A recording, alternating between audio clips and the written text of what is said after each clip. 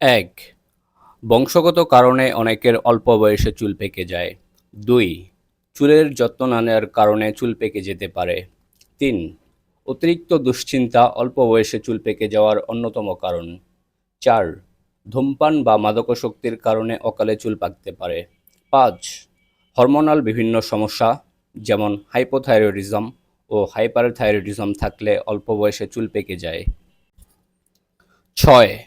বয়সের তুলনায় অতিরিক্ত মানসিক চাপের কারণে শরীরে সেরোটোনিন নামক হরমোনের পরিমাণ কমে যায়, ফলে অল্প বয়সে চুল পেকে যায় অনেকের।